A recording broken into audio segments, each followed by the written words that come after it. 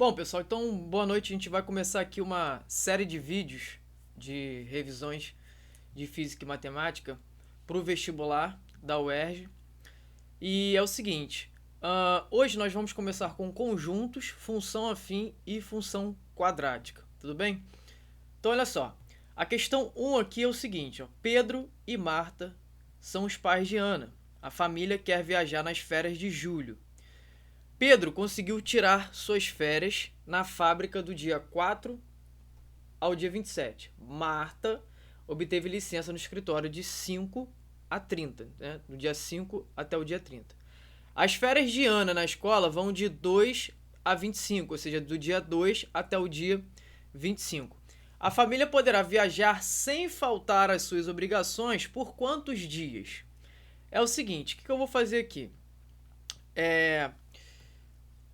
Eu vou colocar aqui o Pedro, né? Vou anotar aqui o Pedro. E aí o Pedro aqui, ele tem quantos dias? Não, Pedro conseguiu tirar suas férias na fábrica do dia 4 ao dia 27. Mas o que eu vou fazer bem específico nessa questão pra gente matar ela assim bem fácil? Que é o seguinte, eu vou utilizar a reta real, né? E aí você vai entender a ideia. Porque as resoluções de sites profissionais e tal, dessas questões, em específico essa, eu não gostei tanto, então eu resolvi da minha forma. Vou colocar aqui para vocês darem uma analisada, que é o seguinte: eu coloquei aqui essa reta, a análise ela fica assim bem mais prática, e o Pedro, ele tirou as férias aqui do dia 4 ao dia 27. Então eu vou colocar aqui do dia 4, bem aqui, ó, até o dia 27. Então eu vou colocar mais ou menos aqui, porque tem um dia 30, né? Beleza. Aí olha só, a Marta obteve licença no escritório de 5 a 30. Então Marta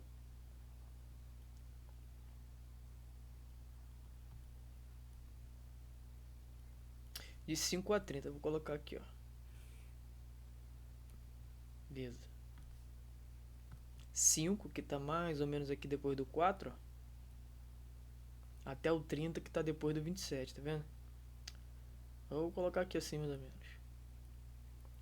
Tá, isso aqui foi o dia que Marta conseguiu a licença. As férias de Ana na escola vão do dia 2 ao dia 25. Então, Ana, vamos colocar aqui separado. Ó. Vocês vão entender já essa reta aí, como é que facilita. Do dia 2 até o dia 25. Dia 2, pessoal, tá mais ou menos aqui, ó. Dia 25 tá mais ou menos aqui, antes do dia 27, né? É o 25 aqui, ó. Beleza, e olha só, é o seguinte: para essa família poder viajar sem faltar as obrigações, os dias tem que bater para todo mundo. Ou seja, o Pedro não pode faltar as obrigações dele, a Marta não pode, a Ana não pode. Tem que ser os intervalos aqui nessa reta, né, que dê para os três. Ou seja, é a solução, né, dessas interseções, que é do Pedro, do 4 até o 27, da Marta, de 5 a 30, e da Ana, de 2 até 25. Então, a interseção, a solução aqui, ó, eu vou colocar na última linha, que vai ficar mais ou menos aqui, ó. Do dia 5 até o dia 25. Aqui, ó. É o que dá para todo mundo, porque olha só. Olha, se eu pegar esse dia aqui, ó. Ó. Vou até lá em cima. E aqui também, ó. Fala pra mim, qual o intervalo de dias aí que dá pros três viajarem sem faltar as obrigações? É esse conjunto todo aqui, ó. Do dia 5 até o dia 25, tanto Pedro quanto a Marta e a Ana podem viajar sem faltar suas obrigações. Tudo bem? Então, assim, quantos dias, né, eles poderão viajar do dia 5 até o dia 25? Cuidado, porque eles podem viajar já no dia 5. Então, o dia 5 conta como a viagem. É um dia útil para a viagem deles. Então, tem que ser do dia 5, contando com ele, até o 25.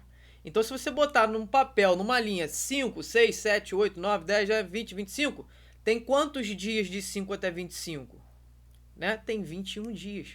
Se você colocar aqui e contar. Então, mas como que eu acho isso de uma forma contando, né? Seria assim, ó. Pega o final, que é o 25, se contar o primeiro, porque o dia 5 também conta. Menos 5 e soma 1, né? Porque quando você tira 20, você pega 25 e tira 5, na verdade você está subtraindo um valor, você não está contando o primeiro dia. Mas esse primeiro dia conta, que é o dia 5, eles podem viajar já no dia 5. Então tem que somar 1 aqui, ó. Se você pegar 25 e tirar 5 dá 20, mais 1 é 21. Então cuidado que essa questão tem uma pegadinha, tá? E aí eu posso fazer um rascunho aqui para você, se você quiser, é do dia 5, 5, 6, 7, 8, 9, 10, ó, 11, 12, 13, 14, 15, 16, 17, 18, 19, 20, 21, 22, 23, 24, 25, tá vendo? Conta tudo aqui, ó, no dia 5 eles podem, no dia 6 pode, ó, 3 dias, 4, 5, 6, 7, 8, 9, 10, 11, 12, 13, 14, 15, 16, 17, 18, 19, 20, 21 dias, tá? Eu só coloquei essa reta aqui como rascunho para poder facilitar o entendimento, mas de uma forma, né, mais assim, de conta, em matemática, a gente pega o final, tira o inicial e soma 1. E a gente tem os dias aí que eles vão poder viajar. Tudo bem? Então essa aqui é a primeira questão, ó. O gabarito dela aqui, deixa eu só puxar um pouco aqui para cima, é esse aqui, é a letra B, ó. Muito boa, porque muito candidato bom pode cair nessa questão pelo fato de desconsiderar que o dia 5 também pode ocorrer a viagem. Então a questão é muito também interpretativa, não é só cálculo, né? Não é só os esquemas que você tem que relacionar, é a interpretação. Então é ler com calma, né? Ao pé da letra, vamos dizer assim, para não deixar passar nada e manter aí a interpretação da questão, senão passa direto. E aí você marca a letra A, né? 20 dias, faz 25 menos 5, tá errado. Tem que contar também o primeiro dia. Tranquilo? Então, vamos seguir aqui. Vamos para a próxima. Vamos ver qual é a próxima aqui, ó. Questão 2. Bom, tem uma questão boa de conjuntos aqui, ó. Para quem vai fazer o ERG, ela é essencial, porque ela não é qualquer questão de conjunto, né? Ela tem aí uma interpretação, ela tem aí, no final você tem que saber lidar com os valores, fazer aparecer os valores, ela é bem o ERG. Então, olha só, uma agência de investimentos realizou uma análise dos investimentos de um grupo de clientes cujo perfil é conservador. Os resultados apontaram que desse grupo, 80% investem em CDB. Você não precisa saber o que é CDB. Você precisa só relacionar as porcentagens. 80% em CDB, investe em CDB. Então eu vou colocar CDB. 55% em previdência privada. Coloca uma abreviação aqui, ó. 55.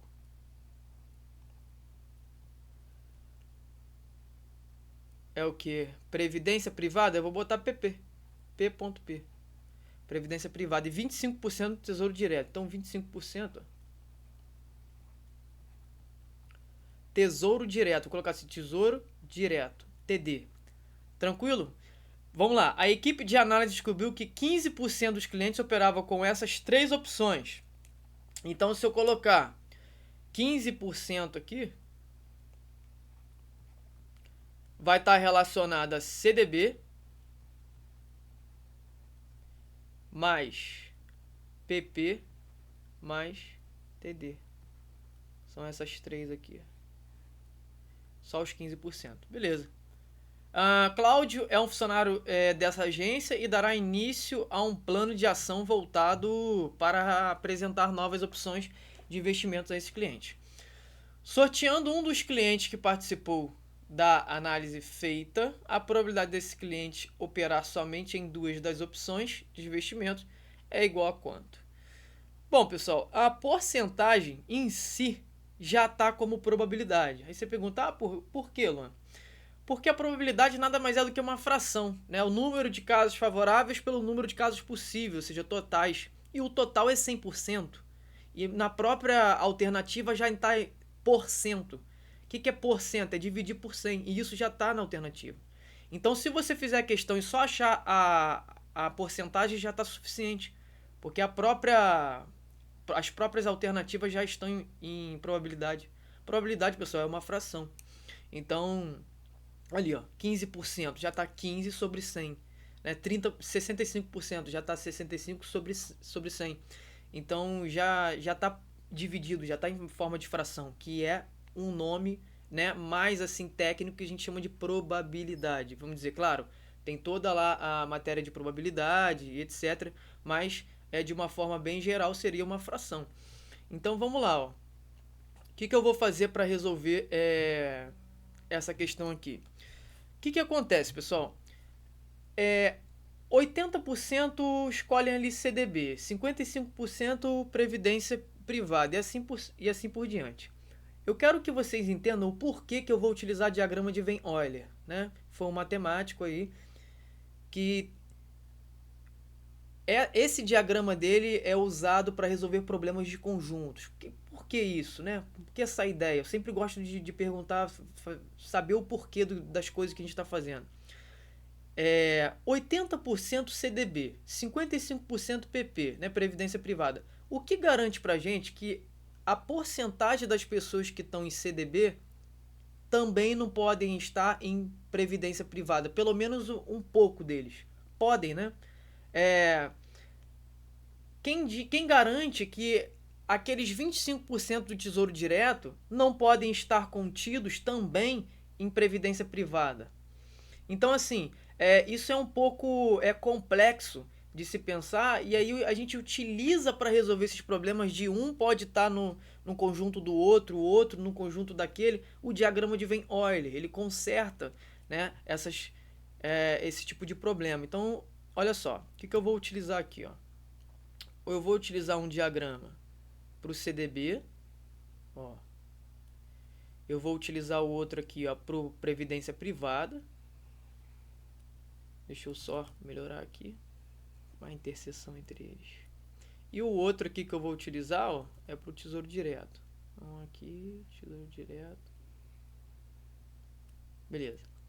Aí acontece, esses aqui são, né, CDB, PP e Tesouro Direto. Eu vou colocar aqui, ó, agora o conjunto daqueles candidatos, né, ou daquela porcentagem que não participa, que fica aqui no cantinho. Por isso que eu fiz esse quadrado. Bom, pessoal, CDB, eu vou representar aqui, ó, CDB. E aqui PP, previdência privada, e aqui o TD. Né?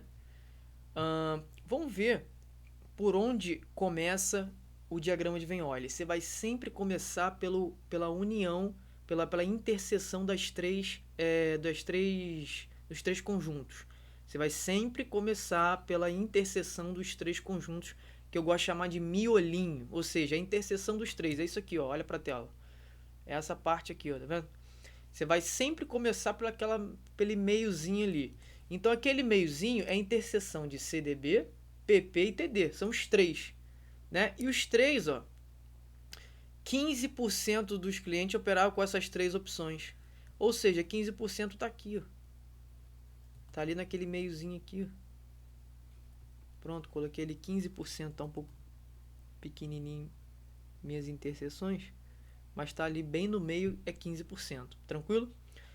Tá. E aí é o seguinte, 80% é CDB. Repara que ele não fala somente CDB. Ele fala CDB. Repara que 80%, se eu for colocar em CDB, 80% CDB é tudo isso aqui. Ó. É todo aquele conjunto ali, inclusive os 15%. Tá vendo como é que é complexo? Por isso que a gente utiliza o diagrama de Venn-Euler. E aí, olha só o que eu vou fazer aqui para resolver essa questão. Eu vou dar letras, porque eu não tenho somente CDB, eu não tenho somente PP e eu não tenho somente TD. Ele deu uma porcentagem assim muito genérica. Não tem como eu saber quem é o CDB, ele só deu 80%. Então eu vou chamar esse conjunto aqui, ó, de K. Aqui eu vou chamar de P, aqui eu vou chamar de Q, eu vou dar letras. Aqui, por exemplo, ó, aquela porcentagem que escolhe tanto CDB quanto TD, que é isso aqui, ó. Tá vendo? Como é que eu vou... Essa aqui, ó, porque ele já tem 15%. Esse aqui, tá vendo? Eu não sei, eu vou dar A aqui, ó. E esse aqui, ó. Esse aqui também não sei, eu vou dar Bzinho. E esse aqui eu também não sei, ó. É a interseção entre TD e PP. Eu chamei de C. Agora eu vou começar a trabalhar a questão para poder sair dela, que é o seguinte, ó. Se eu somar o K, tá vendo? Mais o P, mais o Q, vamos somar Azinho, Bzinho e Czinho.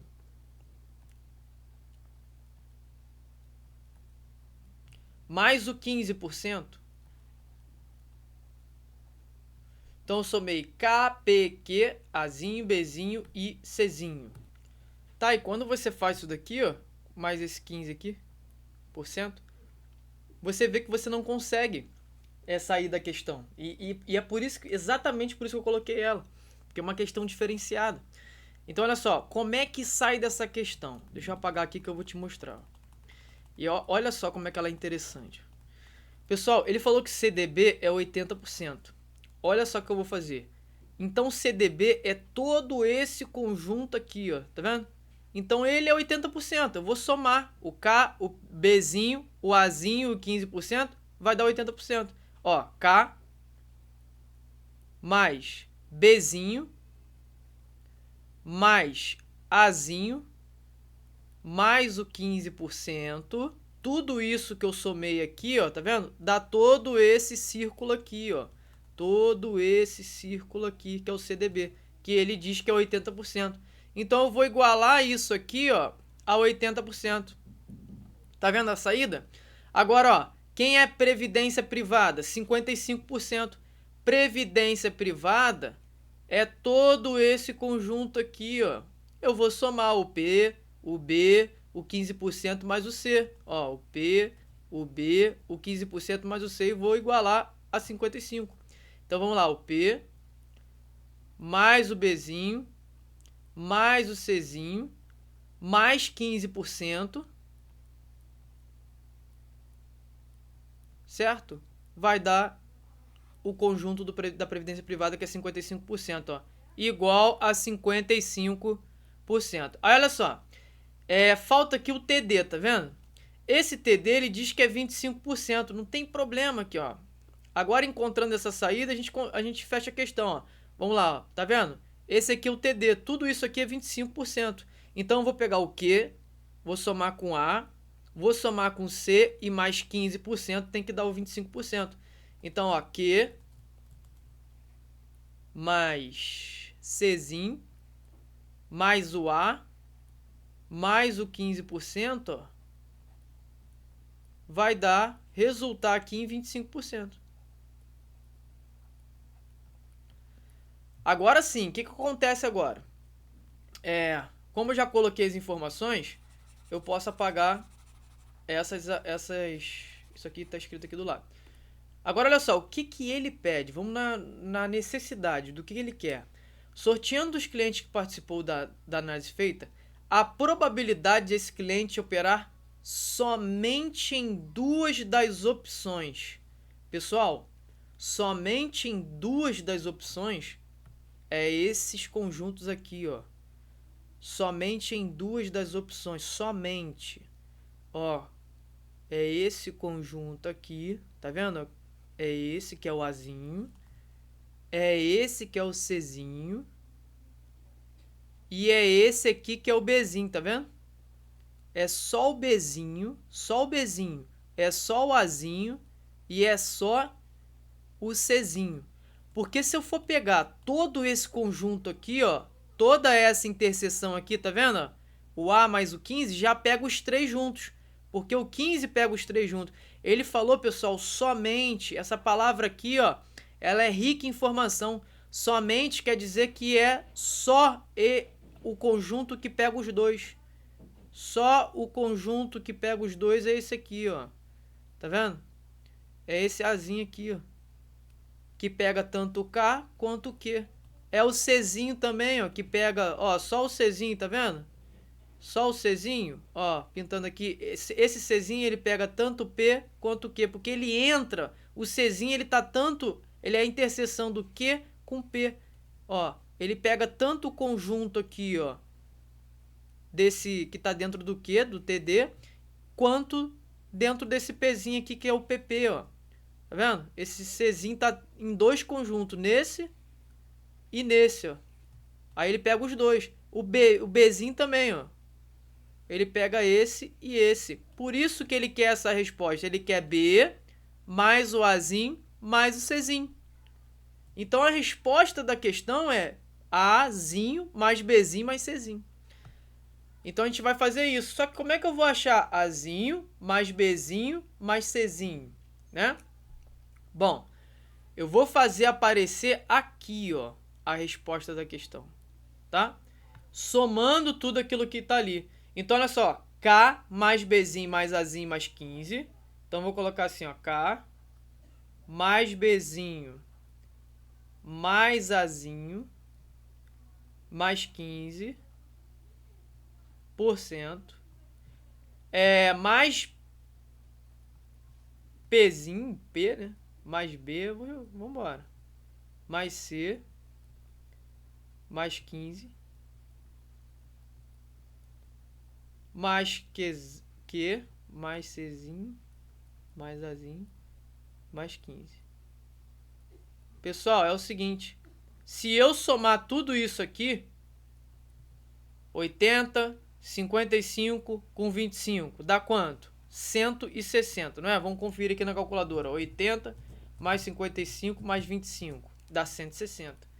Então, eu vou igualar aqui, ó, a 160. Repara, a resposta da questão é isso aqui, ó. A mais B mais C. É isso aqui que ele quer, porque Azinho mais Bzinho mais Czinho são aqueles que somente optaram em duas opções. Vamos dizer assim, né? Escolheram duas opções. Bom, agora é fazer aparecer. Aí é o seguinte, vamos lá. O que a gente vai fazer aparecer, pessoal? Olha a ideia. Se você somar K, deixa eu pegar outra cor aqui para ficar maneiro. Se você pegar K, somar com P, somar com Q, somar com A, com C e com B e com 15, você está somando tudo. E se você somar tudo é o quê? Isso, 100%. Então vamos lá, ó. Você somando tudo ali vai dar 100%. O que é tudo? É o K. Vou colocar aqui embaixo. Bom, aí eu vou cortar a letra aqui para ficar espaço. Porque se eu pegar o K, vou sublinhar aqui que fica melhor. Se eu pegar o K, somar com o Bzinho que está aqui, somar com esse Azinho, somar com aquele 15 ali de dentro, somar com esse Pzinho aqui, P, né? Mais o que? Já foi o K, já foi o B, já foi o Azinho, já foi o P, já foi o 15, já foi o C? Não, o C vai agora. Já foi o Q? Não, o Q vai agora. Isso aqui, ó, isso, mais isso, mais isso, mais isso, mais isso, mais isso, mais isso, dá 100%, que é o somatório de tudo que está ali no conjunto. Então, ó, aquilo que eu peguei ali dá, ó, 100%. Eu só estou somando, ó. Somei K, B, A, 15, P, mais C, mais Q, deu 100%. Beleza, o que sobrou? Ó, vamos lá, mais... O que sobrou? Sobrou o Bzinho. Sobrou 15%. Sobrou o C e o A. E sobrou aqueles outros 15% ali, ó. C mais A mais 15%. Beleza? Isso igual a 160 aí por cento. Tranquilo? Aqui é 160%. Tá, e aí eu vou utilizar um pouco da borracha aqui, porque a gente acaba ficando sem espaço. Beleza? Vamos lá. Repara o que ele pede. Ele pede isso aqui, ó, A mais B mais C. Tá, então olha só. O que tem aqui? Olha só. A, B e C. Viu? Então saiu, ó. A, mais B mais C, aqui é esse aqui que eu já usei, esse aqui que eu já usei, eu vou passar todo mundo pro lado de lá, ó. 15 com 15 dá 30. Então, mais 30 aqui, ó. Deixa eu só organizar isso aqui, pessoal, que fico sem espaço. Então, ó, Azinho mais Bzinho mais Czinho, eu já utilizei esse. Mais 15 com 15 dá 30. 30%. Mais esse 100, mais o 100%. Então, já usei todo mundo aqui, né? É igual a 160. É igual a 160%. Beleza? Aí o que acontece? A resposta é A mais B mais C. Então, A mais B mais C é igual... Pessoal, 30 com 100 é 130. Passo 130 para lá diminuindo 160. Fica 160% menos 130. Certo? E aí o A mais B mais o C, olha que maneiro, 160 com menos 130 dá quanto? 30%, beleza? Essa é a resposta, pessoal. Então é isso, ó. Deixa eu só voltar aqui rapidinho, ó, porque a resposta, pessoal, é essa daqui, ó. Tá vendo? Aquela ali, deixa eu só trocar de cor aqui então, ó. E assim, a questão é diferenciada, entende? Por isso que eu trouxe ela aqui pra corrigir com vocês. Porque você vê, não é aquela questão que dá todas as informações, você diminui ali na interseção e dá a resposta final. Aqui você tem que dar letra, atribuir letras, né? E aí fica mais um pouco complicado. Pessoal, a própria resposta é uma probabilidade. Então, ó, vou apagar aqui, ó, pra vocês. Deixa eu só... Não sei porque que essa borracha aqui... Ah, pronto. A própria... resposta é a probabilidade. Sabe por quê? Porque probabilidade, quando você entende que probabilidade é uma fração, você mata a questão aqui, ó. 30% é 30 sobre 100. O que é o número de casos favoráveis? Está em cima. O que é o total? O total é 100, 100% está embaixo. Então isso aqui é o 30%. Já é a probabilidade. Então onde é que está a resposta? Aqui, ó. Letra E. Tranquilo isso? Então... seguimos. Então, olha só, vamos passar. Troco aqui, ó. Agora vai vir uma questãozinha maneira aqui também. Ó. É tudo questão que é um pouco diferenciada. A UERJ, ela gosta de cobrar, tanto na discursiva quanto no exame de qualificação, um pouco, vamos dizer assim, do diferenciado. Aquilo que você não encontra em qualquer lugar, né? As questões de matemática são complicadas. Bom, vamos lá. Um grupo sanguíneo ou tipo sanguíneo baseia-se na presença ou ausência de dois antígenos, o A e B, na superfície das células vermelhas do sangue.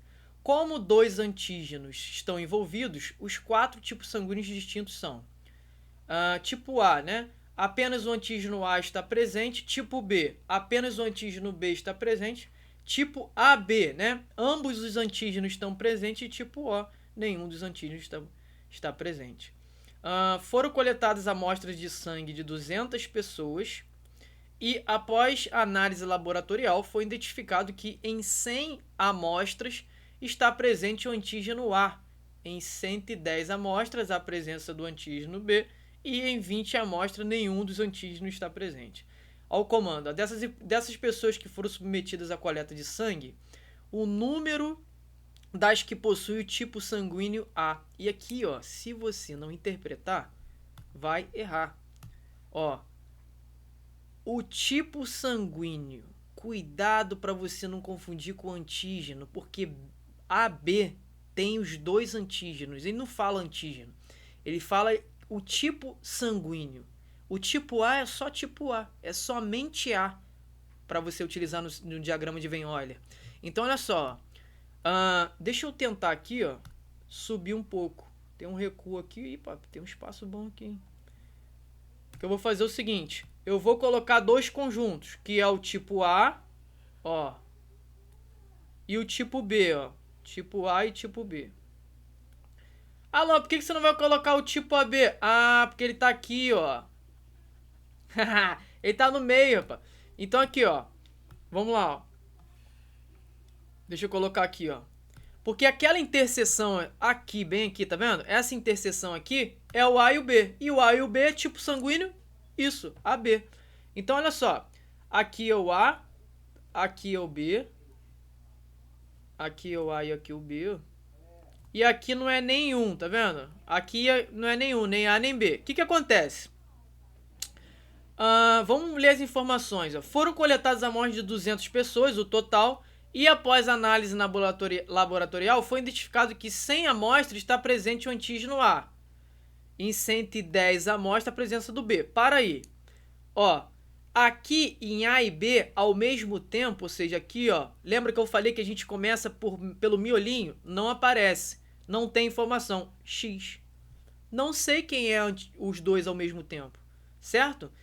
Então, eu vou colocar aqui, ó, 100 amostras está presente o antígeno A. Pessoal, antígeno A tá aqui, ó, é todo A. Só que já tem X aqui. Então, aqui, ó, somente o A é esse conjunto aqui, ó. Somente o A, tá vendo? Somente o A é só essa meia lua aqui. E aí, como é que eu faço? Eu faço 100, que é tudo.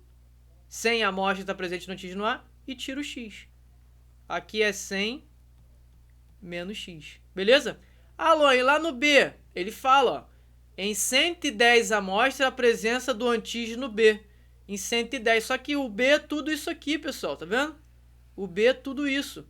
E já tem X aqui no pedacinho. Então aqui eu faço 110 menos o X. Tranquilo? Mais ainda, ele diz assim, ó. E em 20 amostras, nenhum dos antígenos está presente. Como é que é nenhuma das amostras? Aqui, ó, 20. Tá aqui no finalzinho. Beleza? Aí a questão fica sussa pra gente resolver, ó. Ele fala assim, ó, dessas pessoas que foram submetidas à coleta de sangue, o número das que possuem o tipo sanguíneo A. Pessoal, ele só quer aquelas que possuem o tipo sanguíneo A. Ele quer isso aqui, ó. Ó o que ele quer. Ó o que ele quer. Só o A, só o tipo sanguíneo A. Né? Que é o A. Só o A que tem o tipo sanguíneo A. Tranquilo? Cuidado que ele quer o tipo sanguíneo. Tranquilo? Não é o antígeno. O antígeno tem em outros tipos sanguíneos. Ele quer o tipo sanguíneo, não o antígeno. Tá bom? Então, é somente o A aqui. Bom, se eu somar todas as informações, 100 menos X, com aquele 110 menos X mais o 20, vai dar o total de pessoas, que são 200 pessoas. Então, eu vou fazer exatamente isso. 100 menos X mais X mais 110 menos X mais aquele 20 ali de baixo. Tem que ser todo mundo, né, Luan? Isso, dá 200 pessoas. Bom, 100 mais esse 110 dá 220, certo? 100 mais 110, 220. Mais aquele 20, 240. Olha só como é que quem vai embora aqui, ó. O 100 eu já usei, o 110 eu já usei, o 20 eu já usei, eu já somei eles. Menos X vai embora com mais X. Sobra aquele menos X dali. Então, ó, menos o X.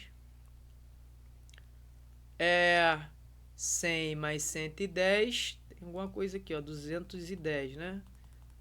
Senão, 100 mais 110, 210. Mais 20, 230. 100, 110, 210. Mais 20, 230. Não sei porque passou direto aqui. Porém, vamos lá. Vamos além. Vamos embora. Então aqui, ó. 20 vai embora aqui. Menos X com mais X vai embora. Sobrou só aquele menos X ali.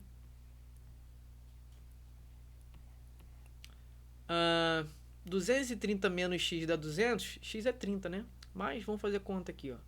Eu passo aquele X pra lá, somando. Vai pra lá somando. E trago 200 diminuindo. Vai ficar 230 menos 200. É o X. Bom, X é quem? 230 menos de 200 dá 30. Repara, calma, cara. Calma, porque agora você tá doido pra marcar a letra A. Calma. Calma, senão segura o dedo, filho. Ó. O que ele pede? Vamos ler de novo. É legal você voltar no comando. Dessas pessoas que foram submetidas à coleta de sangue, o número das que possuem o tipo sanguíneo A. pô, só o tipo sanguíneo A. Essa aqui, ó. Vou marcar de novo aqui com você, ó. Deixa eu pegar meu pílula aqui. Ó. Só o A é 100 menos X. Bom, se eu faço 100 menos X, sendo X igual a 30, dá 70. Então a resposta aqui, ó, dá 100 menos X, que é 30 ali, ó. Opa, fecha o zero. Isso. Ah, moleque. Dá 70. Beleza? Então, essa questão 3, deixa eu olhar na minha listinha aqui que eu fiz pra vocês. 3, letra C. C de cadete. C vai ser o próximo. Letra C. Beleza? Então, vamos tocar aí. Vambora. E aqui tem uma questãozinha. Tem um problema aqui de função do primeiro grau, né? Bom, vamos ler aqui então. Para celebrar uma festa, o centro acadêmico de uma faculdade escolhe entre 2 lugares cujos preços são: Salão A, R$1.000 mais 5 por pessoa. Então tem um fixo de 1.000 e mais 5 para cada pessoa. Salão B ele coloca em R$200 como fixo, mais R$10 por pessoa. Aí olha o comando. A capacidade máxima de ambos os lugares é de 300 pessoas. O centro não tem ainda o número de pessoas que irá à festa. Letra A. Para que número de pessoas é indiferente o salão a ser escolhido pelo centro acadêmico? Aí você, olha só, o que é indiferente, né? Vai no conceito. O que é ser indiferente? É quando as duas coisas são iguais. O que é isso aqui, ó? Por exemplo, ó. Vou pegar aqui para mostrar para você, ó. Esse aqui esse eclipse aqui em relação a esse, ó. Tá vendo? Eles são indiferentes entre si. Por quê? Porque eles são iguais. Já parou para pensar isso? Né? A gente tem que se questionar.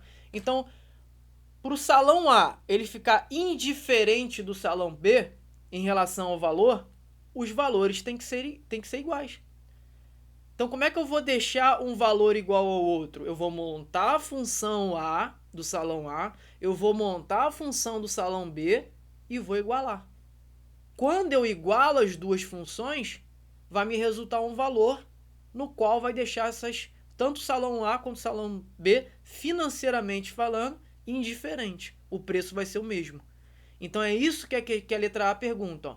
Para que número de pessoas é indiferente o salão a ser escolhido pelo centro acadêmico? Vai me dar um valor ali, que normalmente é um X, né, que é a quantidade de pessoas, que vai ser indiferente aí, tanto para o salão A quanto para o salão B. Bom, o estilo da questão, pessoal, eu vou falar aqui com vocês. Como é que você sabe, Luan, que é uma função afim? Pelo estilo da questão. Ele coloca R$1.000 ali, que é fixo, mais alguma coisa variando. Pessoal, esse variar é a taxa da função do primeiro grau. E o 1.000 é o valor fixo, que a gente chama de coeficiente linear da função afim, ou também chamado de função do primeiro grau. Então, olha só, na letra A é o seguinte, ó, eu tenho, pelo estilo da questão, eu sei que ela é desse tipo aqui, ó, f de x, vamos lá, é igual a x mais b. Bom, o A, vamos colocar aqui, ó, o A, ó, é o que o A? Coeficiente angular. E o B, Luan? O B é o valor fixo. É o coeficiente, só anotar aqui, linear. Vocês veem isso muito bem em geometria analítica. Bom, então como é que fica aqui, ó? Se eu sei que esse é o fixo e esse é o A que varia. Esse é o fixo e esse é o A que varia. Pessoal, tá montada a função. É só substituir, né? Então vamos lá, ó. F de A, né? Deixa eu só pegar aqui, ó.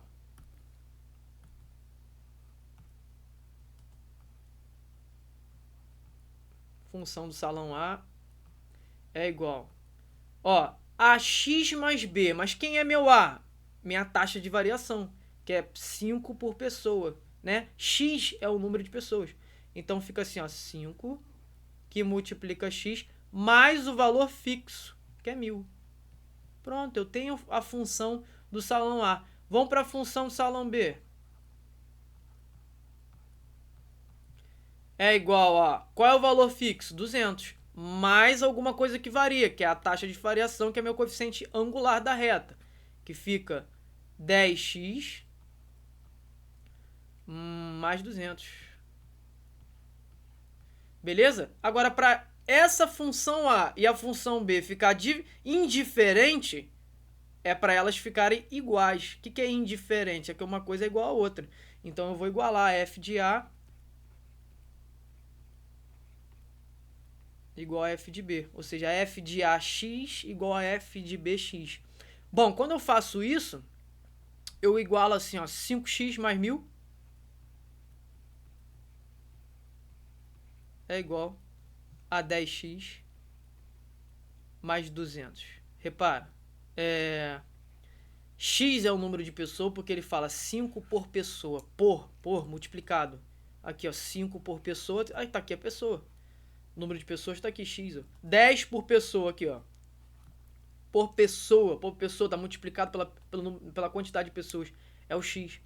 Bom, então aqui vai ser, vamos achar o x, ó. Eu vou passar esse 5x lá para a direita diminuindo. E vou trazer aqui, ó, o 200 para cá diminuindo. Vai ficar 1000. Vamos fazer passo a passo aqui, ó. Menos 200 é igual 10x. 10x menos 5x. 1000 menos 200 dá 800. 10x menos 5x dá 5x. Pessoal, só escorregar esse 5 aqui que está multiplicando x, dividindo 800. Aí vai embora, né? 800 por 5. Ó, isso aqui deve dar 160. É uma conta conhecida, mas vamos confirmar aqui na calculadora. 160. Então, x é 160. Como x é o número de pessoas, ele pergunta na letra A, ó, para que número de pessoas é indiferente o salão a ser escolhido pelo centro acadêmico? Para 160 pessoas. Então, para 160 pessoas. Beleza? Deixa minhas duas funções ali. Vamos embora. Seguimos. Bom, B. Represente graficamente em um mesmo par de eixos cada uma das duas funções que expressa o preço de cada salão em função do número de pessoas que irá à festa.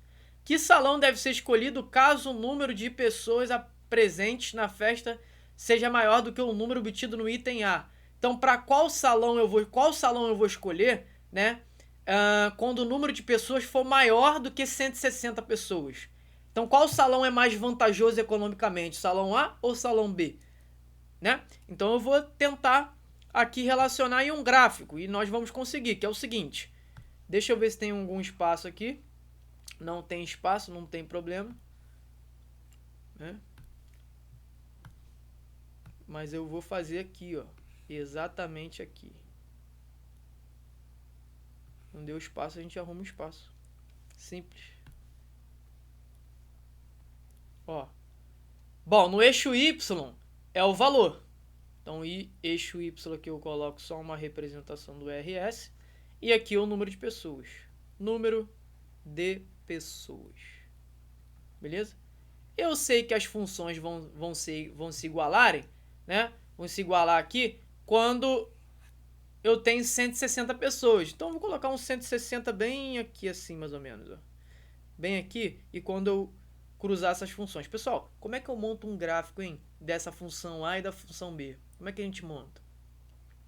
Bom, lá na função afim, ó, quando a gente tem f de x igual a x mais b, esse b aqui, tá vendo? Ele é coeficiente linear, ou também chamado de termo independente da função afim.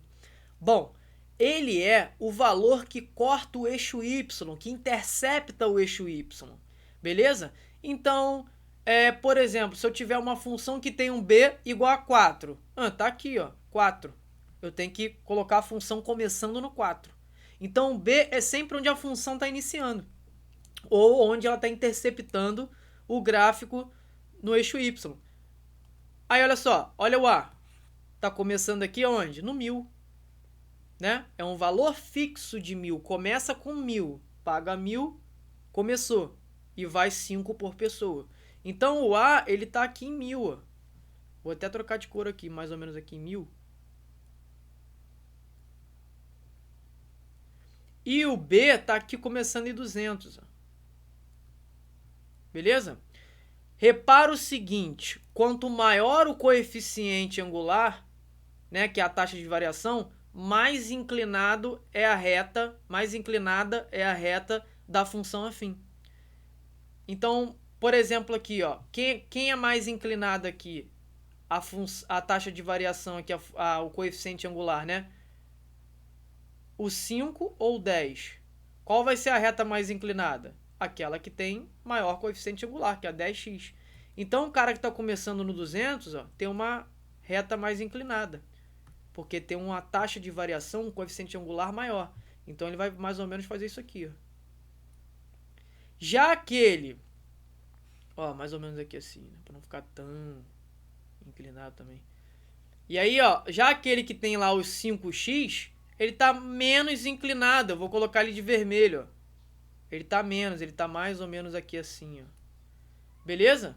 E aí esse tamanho, pessoal, esse tamanho aqui é só uma convenção, não tô analisando o tamanho da reta, não é para analisar isso, mas a inclinação em si. E aí, ó, o que a gente tem aqui? Vamos colocar aqui, ó. Aqui é onde elas se encontram, ou seja, onde a função A é igual à função B. Pô, onde que elas são iguais? Onde que elas são indiferentes? Para 160 pessoas. Ó, para 160 pessoas. Pô, vamos lá. Quando eu coloco 160 pessoas, quanto que eu tenho aqui, ó? Só por curiosidade. Mais ou menos aqui, né? É um pouco mais acima, mas vai dar, só você substituir o 160 em qualquer uma das funções. Vou substituir na B, né? 160 vezes 10, 10, ó. O x eu tô botando 160, mais 200, fica quanto? Dá 1.600, com 200 dá 1.800. Então, dizer que aquele pontinho aqui em cima é 1.800. Eu vou tentar dar uma organizada aqui, né? 1.800. Beleza, aí olha só, vamos lá de novo e ler o comando. Que salão deve ser escolhido caso o número de pessoas presentes na festa seja maior do que o número obtido? Pessoal, olha só, o limite são 300 pessoas. Se eu coloco 300 pessoas, vai ser maior do que 160, não vai? Qual função eu escolho? Qual salão eu escolho? É só olhar para a função. Qual salão que vai ficar mais barato acima de 160? Bom, é o salão A. Aqui é a reta aqui vermelha. Olha a reta vermelha aqui, ó. Tá vendo? O que a reta vermelha está dizendo? Está dizendo que quanto mais aumenta o valor aqui, ó, o saldo final é bem menor do que a da reta azul. A reta azul está jogando lá em cima, ó. Isso aqui vai dar uns 3.200 mais ou menos. Se passar de 160, se colocar 300 pessoas, por exemplo. Já a reta vermelha está dizendo, olha, a inclinação aqui é pouca, né? Se eu colocar um valor muito lá na frente, não vai dar tão alto quanto no salão B. Então, economicamente, vamos falando assim, financeiramente, é melhor o salão A. Mas vamos colocar isso, vamos provar isso, né? Vamos colocar aqui o total de 300. Quanto que vai dar para cada salão? Vamos botar aqui no salão A. Quanto que vai dar para 300? Coloco x igual a 300, vai ficar 5. X é o número de pessoas, né? Então, 300 mais 1.000. Quanto que dá para o salão A? De dinheiro, de valor. 3 vezes 5, 15.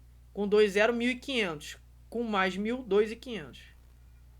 Esse é o valor do salão A. Vamos para o salão B aqui, quanto que vai dar, ó. Se eu colocar para 300 pessoas, né, que é o máximo. Bom, vai ficar 10, que multiplica x, que é 300, mais 200. Vai ficar 3.000, né? 300 vezes 10 dá 3.000, mais 200, 3.200, ó. Certinho. Eu tinha até arriscado ali, mas... Então, para 300 pessoas, pessoal, mais ou menos aqui, ó. Quanto que vai dar para esse salão aqui? Pro A, 2.500. E pro B, Luan? Pô, se eu subir, botar pro B, cara, olha quanto que vai dar pro B. Vai dar 3.200. Cara, é muito melhor ficar com 2.500, pagar 2.500, né, do que 3.200. Concorda? Então, economicamente, vamos falando assim, né, na parte do financeiro, qual é o salão mais econômico? Acima de 160 pessoas. É o salão A. Então, a resposta aqui seria... Vamos colocar uma resposta aqui. Né? Salão A. Tranquilo? Bom, essa questão é aberta, ela não tem gabarito aqui. Não adianta eu olhar para ver se eu acertei, mas vai ficar aí. Qualquer coisa vocês colocam no comentário aí, mas acredito que seja isso. Tranquilo? Então, vamos continuar, que tem mais questões aí pra gente trabalhar. Então, seria o salão A. Beleza, pessoal? Vamos seguir aí. Bom, então eu coloquei aqui a questão 5, que é um gráfico também de função afim, só que... por que eu escolhi essa questão, né? Cara, ela é a cara da UERJ. Pelo seguinte, a UERJ é uma banca que ela cobre os assuntos de uma forma interdisciplinar. Por exemplo, você pode ver uma questão de matemática, por exemplo, cobrando um conceito de física. Você pode ver, por exemplo, uma questão na própria matemática misturando as matérias. Por exemplo, você vai ver uma questão de geometria plana cobrando progressão geométrica. Então a UERJ ela adora cobrar essas questões que são bem diferentes, que elas misturam as matérias. Então aqui a gente tem um gráfico de função afim, que é uma reta, né, também chamada de função do primeiro grau, que relaciona a pressão, né? E pelo teorema de Stevens. A gente vê isso lá em física, lá em hidrostática. Então, olha só, a questão 5. O teorema de Stevens, ou para quem aí quiser pronunciar, Stevens, relaciona a pressão atmosférica e a pressão nos líquidos.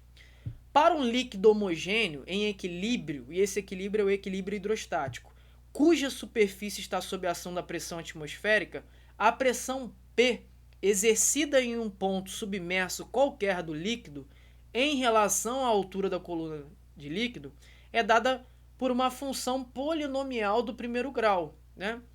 Olha só, o gráfico apresenta a variação da pressão P em função da altura da coluna de líquido, H, em um tanque de combustível.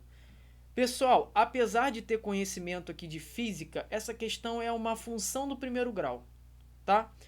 Nessas condições, a pressão P, exercida em um ponto desse líquido que se encontra a 4 metros de profundidade, é em Pascal igual a quanto? Lembrando, né? Assim como lá na cinemática a gente tem a unidade de medida de metros para poder representar comprimento, assim como na velocidade a gente tem metros por segundo, né, para representar a unidade de velocidade, lá na física, quando você estuda hidrostática, tem o Pascal para representar aí a pressão. Beleza? É só uma unidade de medida, assim como metro por segundo, não fica encucado com isso não. Tranquilo? A questão aqui é de matemática em si. Olha só, nessas condições a pressão P, então ele quer uma pressão exercida em um ponto desse líquido, se encontra a 4 metros. Pessoal, ele deu em 10, para 10 metros. Ele quer para 4, ó. 4 vai estar mais ou menos aqui, ó. 4 metros, tá vendo? E aí eu vou fazer aqui a relação batendo no gráfico, vai dar aqui, e vai bater mais ou menos aqui. Vai ser aqui que eu vou ter que achar o tal do y, para mim poder fazer essa questão. Bom, como é uma função do primeiro grau, e eu tenho ponto que toca o gráfico... Ah, Luan, como assim você tem um ponto que toca o gráfico, que toca o eixo y, né? Isso, porque, pessoal, recapitulando, na função do primeiro grau, quando eu tenho f de x igual a x mais b, esse b aqui, para mim montar a minha função, tem que ter b, certo? Aquele b ali, ele toca o eixo y. Ele é onde o gráfico intercepta o eixo y. Então, nessa função aqui da pressão pela altura, nós já temos onde o gráfico está tocando o eixo y, que é basicamente aqui, ó. Olha lá, vai tocar agora, ó. Tocou no 1. O 1 é o b. É o coeficiente linear da minha função do primeiro grau. É onde a função toca o eixo y. Onde ela toca o eixo y, pessoal? No 1. Então, o b você já sabe que é 1. certo? E eu vou tirar aquele rascunho ali para não ficar aquela coisa feia. Mas você já sabe que o B, ó, eu vou trocar aqui no cantinho, ó, B igual a 1. Tranquilo? Só falta uma coisa para você montar a função. Né? Porque, por que você quer montar a função, Lamba? Entenda uma coisa, se eu conseguir montar a função, ele pode pedir o que ele quiser. Luan, ele pode pedir a altura, o que ele quiser. Com a função, com a lei de formação da função do primeiro grau, você consegue o que ele pedir. Então, olha só, a minha ideia agora é achar o A, certo? Porque a função ela fica sempre em função de x, então só falta o A, o B eu já tenho. Então aqui, ó, o que é o A? O A é o coeficiente angular da reta, que é representada pela tangente do ângulo. Então é só fazer a tangente ali, ó. Eu vou traçar a tangente aqui, ó. Ó, puxei aqui. Ó o ângulo aqui que eu vou analisar. Luan, dá sempre para fazer isso? Dá sempre. Tá vendo esse ângulo? E dentro desse retângulo eu vou calcular a tangente daquele ângulo. A tangente daquele ângulo é exatamente a taxa de variação da função afim. Ela é exatamente o meu coeficiente angular da reta. É o A. Aqui, ó. Faz a tangente daquele ângulo que você acha o A. Então eu vou fazer, ó, tangente de θ é igual ao A. E a tangente eu sei que é cateto oposto pelo cateto adjacente. Cateto oposto é isso aqui, ó. Quanto que dá aquela variação ali? É 1,75, que é final, menos inicial, que é 1. Menos 1. Se você quiser botar aqui assim 1 a 5, né? Você que sabe. Eu sei que na prova você não vai nem pensar nisso, mas você coloca 1,71, às vezes faz até de cabeça, por causa do tempo. Então, olha só, vamos lá. Cateto adjacente é isso aqui, ó. Ó, é 10 menos 0. Vou colocar aqui, ó. Então, o A, que é a tangente do ângulo, ó, 1,75 menos 1 dá 0,75 sobre o 10. 0,075. Beleza? Esse é meu coeficiente angular. Aqui, ó. Acabou. Você montou a função. Com a função consigo tudo, né, Luan? Com a função ele pode pedir o que ele quiser. 0,75. Ó, mais 1. Agora você pode apagar tudo isso aqui. Vou apagar com você aqui, ó. E aí vamos ver o que ele pede. Já tem a minha lei de formação. Deixa eu apagar aqui. Bom, ele fala assim, nessas condições a pressão P, pressão está representada pelo eixo Y, exercida em um ponto desse líquido quando se encontra a 4 metros de profundidade. Pessoal, a minha função é f de x igual a 0,075 x mais 1. Beleza? Aí eu vou jogar o 4 aqui, ó, porque ele quer para 4 metros e o x, o eixo x que representa o 4. 0,075 vezes 4 mais 1. Bom, f de 4 dá quanto? Que é a resposta. Pô, 0,075 vezes 4 dá 1, vamos colocar aqui, ó. Pra gente não ficar, né? 0,075 vezes 4. 0,3. Mais 1, 1,3. Só que cuidado. Olha o eixo Y, as unidades. Vezes 10 na quinta. O que? Pascal. Então, olha só. 1,3 vezes 10 na quinta está na letra D. Não faço ideia do gabarito, mas aqui é letra D, tá? Já vou dar uma olhada aqui. 1,3 vezes 10 na quinta PA. 1,3 vezes 10 na quinta PA é a letra D. Tranquilo? Deixa eu ver aqui essa questão 5. 5, letra D de Dinamarca. 1,3 vezes 10 na quinta. Beleza? Então é isso. Vamos seguir aqui, ó. Seguimos. Bom, tem uma questão da UERJ aqui, né? Isso. Também de função afim pra gente dar aquela revisada. Luan, você vai continuar fazendo vídeo? Vou continuar fazendo os vídeos. É que eu peguei desde conjuntos, aí vou função afim, vai função quadrática, depois função exponencial, logaritmo, até a prova. Tranquilo? Então vamos lá. 6. Questão 6. Os veículos para transporte de passageiros em determinado município têm vida útil que varia entre 4 e 6 anos, dependendo do tipo de veículo. Nos gráficos está representada desvalorização. Opa, sublinha aí, Luan. Vou sublinhar. Desvalorização de 4 desses veículos ao longo dos anos, a partir de sua compra na fábrica. Então tem o veículo 1, 2, 3 e 4. Aqui no cantinho, com base nos gráficos, o veículo que mais desvalorizou por ano foi qual? Pessoal, olha só. Antes de começar a fazer conta, a gente tem que entender, né? Quando eu tô gravando as lives, é o seguinte. O que eu gosto de falar assim com os alunos? Bom, a fórmula, pessoal. A conta em si, a fórmula, jogar a fórmula da função afim, calcular o coeficiente, isso são ferramentas. O mais importante seria a teoria, é a ideia, a construção do raciocínio, aquilo que está nos livros, na teoria, etc. Isso que vai sustentar qualquer tipo de questão.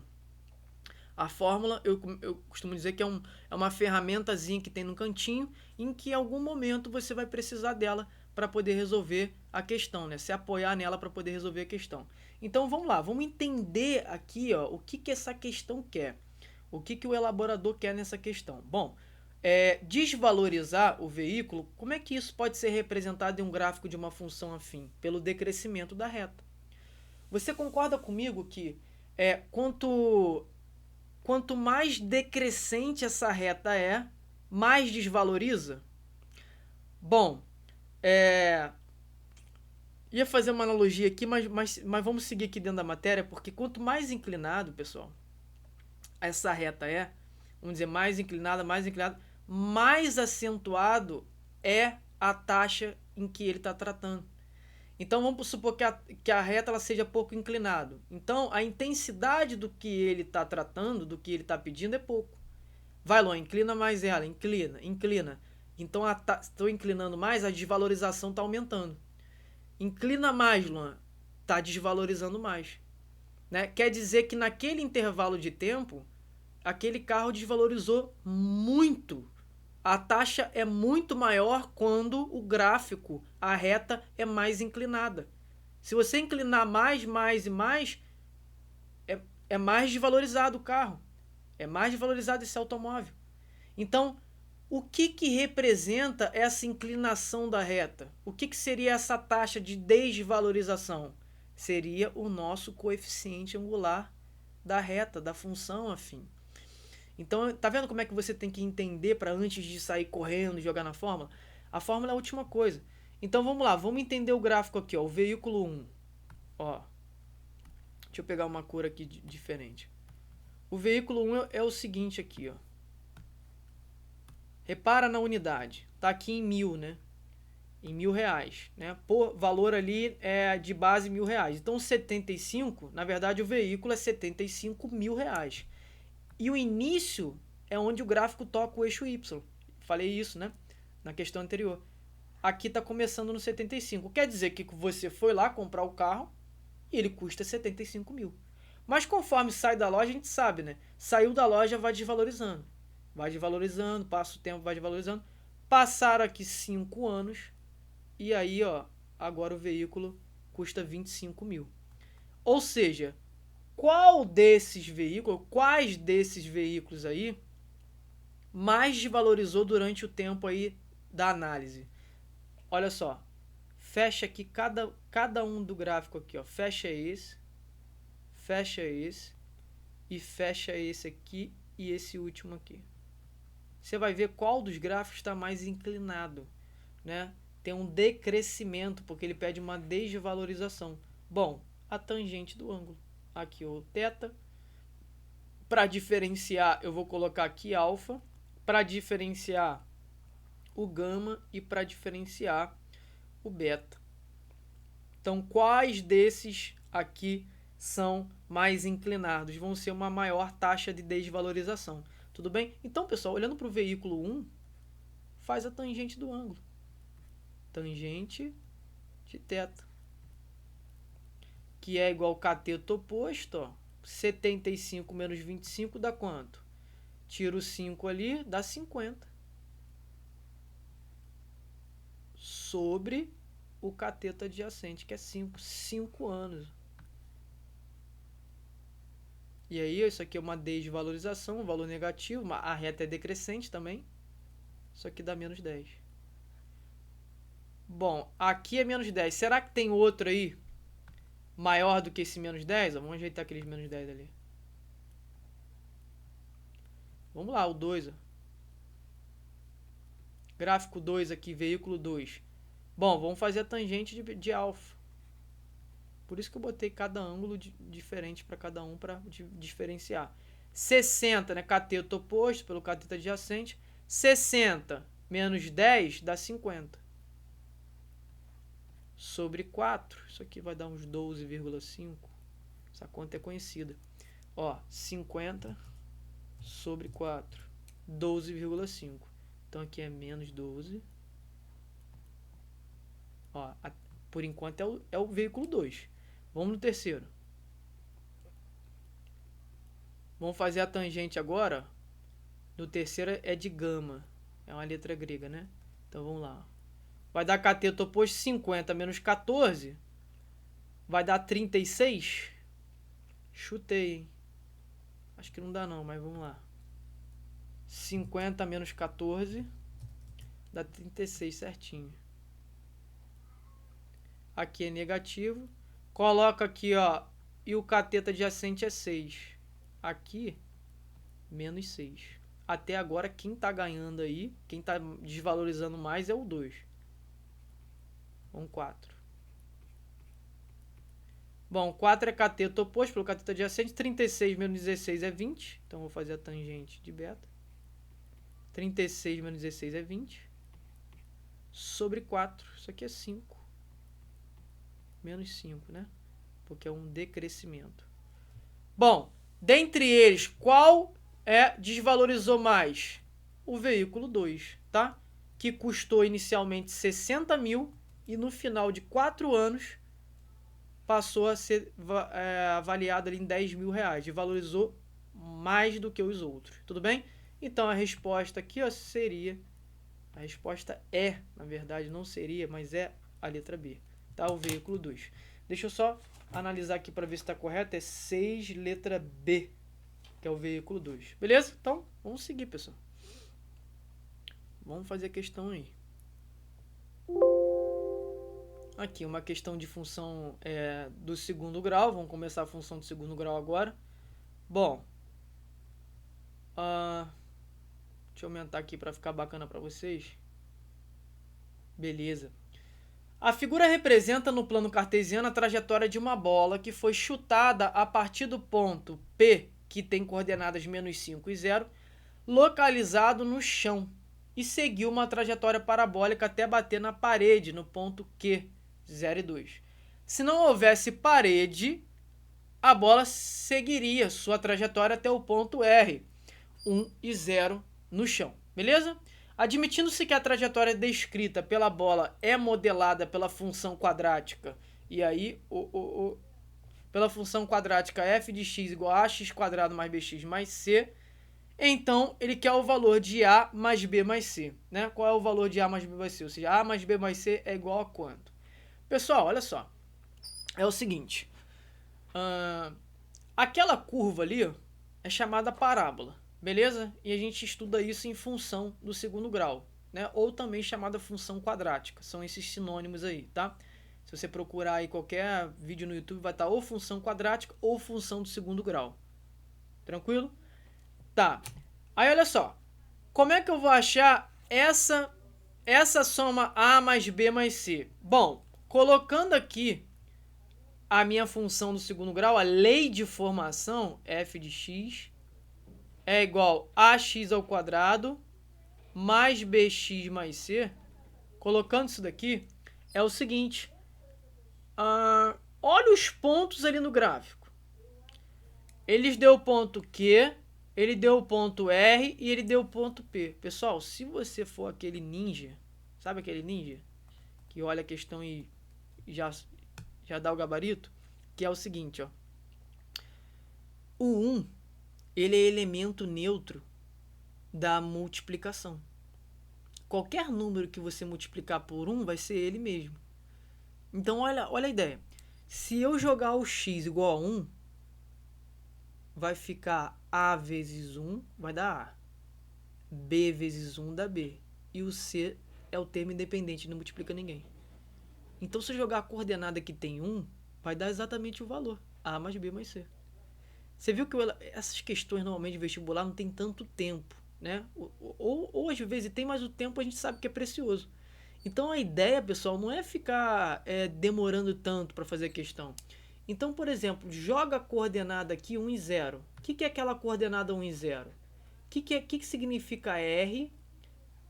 1 e 0 aqui, ó. Quer dizer, pessoal, que esse primeiro valor é a abscissa x. E esse aqui é a ordenada y. Na função, tanto afim quanto quadrática, o f de x, na matemática, pode ser representado por y. Então, aqui eu posso colocar y é igual a ax ao quadrado mais bx mais c. E aí, o y aqui dessa coordenada r, como essa parábola aqui, ó, passa pelo ponto R, eu posso substituir esse ponto R aqui, ó. Vamos lá. Como essa parábola aqui, ó, ela passa pelo meu ponto R, tá vendo? Vou até pintar ele aqui melhorzinho. A parábola passa, aquela curva passa pelo ponto R, é porque o ponto R ele pertence à função que está descrita ali. Então eu posso substituir esse R dentro da minha lei de formação da minha função de segundo grau. Então eu vou fazer isso, eu vou jogar x igual a 1 e y igual a 0. Ó, o y é 0. E o x é igual a 1. Vai ficar a que multiplica 1 ao quadrado. Estou jogando x igual a 1. Mais b vezes 1 mais c. Ó, como é que sai direto. Ó. Vai ficar a vezes 1 ao quadrado é 1. 1 vezes a. Mais b vezes 1 é b mais c. Quem é a mais b mais c? Matão, moleque. A mais b mais c é 0, pô. A mais b mais c é 0. Então aqui, ó. A mais b mais c é 0. É a letra A. Beleza? Viu? Ou a gente poderia montar o gráfico da minha função e tal. Pô, 10 minutos de questão. Inviável. Então você ter essas saídas assim, você ver questões comentadas assim, te ajuda muito, né? Essa questão aqui, eu vi uma de polinômios parecida com essa. Não vou falar idêntica não, mas foi parecida. E aí quando eu olhei ela, que eu olhei a coordenada 1 e 0, eu falei, pô, joga 1 e 0 que vai dar A mais B mais C. Entendeu? Então, é legal você fazer revisões com questões, tá? Além de você ficar mais, vamos dizer assim, ninja na matemática, nas matérias, e tanto pode ser qualquer uma, você já está revisando também, né? Tá pegando manha de questão, de prova, como ter velocidade, etc. É bacana olhar esses vídeos aí. Beleza? Então, foi olhando um vídeo dessa matéria que eu consegui olhar essa coordenada e matar bem rápido essa questão. E claro, eu só demorei para fazer ela porque eu estou explicando. Porque, né, a gente sabe, só substituir e marcar a resposta. Tranquilo? Então, vamos lá, vamos pegar os bizus aí, ó, vamos passar. Vamos ver aqui, ó, 8. Bom, ela parece difícil. Essa questão ela parece muito difícil se você olhar ela aqui assim, ó. Que eu tô olhando aqui, parece que é, mas ela não é tão complicada assim se a gente for passo a passo para poder entender.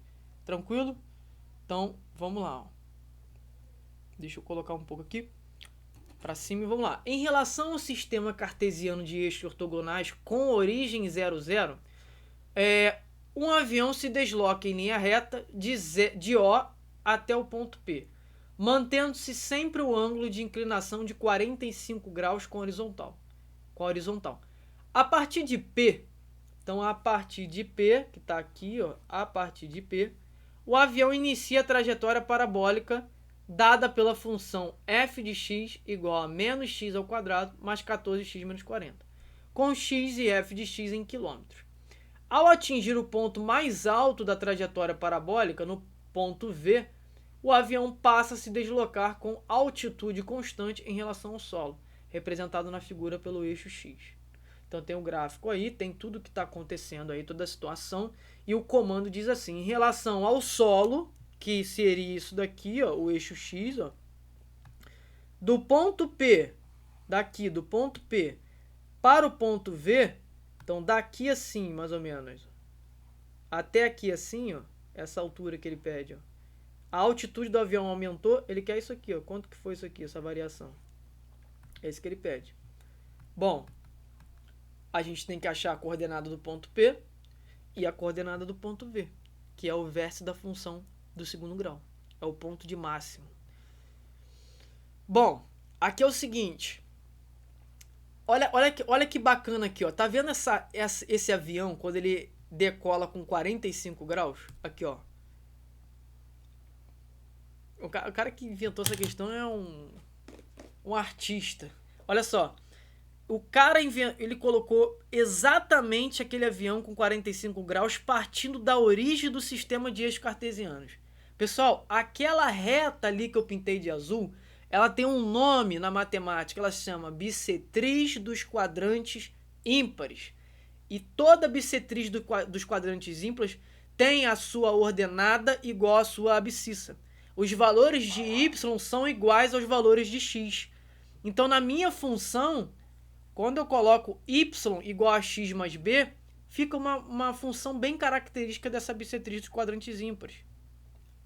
Então, olha só, vamos lá. Dessa bissetriz dos quadrantes ímpares, que é o seguinte aqui, ó. Deixa eu só pegar aqui. Olha só. Eu poderia chegar aqui e falar assim, ó, a equação daquela reta que forma 45 graus e passa pela origem é y igual a x. Mas você gravar isso, filho, não é legal. O legal é você saber que uma reta ela tem a lei de formação dada por y igual a x mais b. Ou que f de x é igual a x mais b. Beleza? Isso é a função do primeiro grau. É uma reta, bem básica. Só que, vamos lá, vamos representar, vamos saber o porquê que fica y igual a x. É os porquês que você tem que ir atrás, né? Decoreba não. Então vamos lá, ó. Por que é y igual a x? Y é igual. O 45 graus aqui é a inclinação. Eu sei que a inclinação é a tangente, ó, vai me dar a tangente do ângulo. E a tangente do ângulo é o meu coeficiente angular. Qual é a tangente de 45? 1. Luan, qual a tangente de 45? 1. Então, como aqui é 45 graus, se eu fizer a tangente de 45, vai me dar o coeficiente angular, que é 1. Então, aqui tem 1. Que multiplica x mais b. B é onde o gráfico intercepta o eixo y. Está interceptando em 0. Em 0, 0, na verdade, né? Que é 0, 0, 0. 0, 0 aqui, ó, a origem. Então, b é igual a 0. Tá, agora distribui. Faz a conta. 1 vezes x é x, mais 0 não precisa. Por isso que a bissetriz dos quadrantes ímpares é y igual a x. Todos os valores que você colocar para a abscissa vai dar igual a ordenada. Tranquilo? Então, por isso que é y igual a x. Quais as condições para ser bissetriz dos quadrantes ímpares? Tem que formar 45 graus e tem que passar pela origem do eixo cartesiano. Aí você sabe que vai ser y igual a x. Beleza?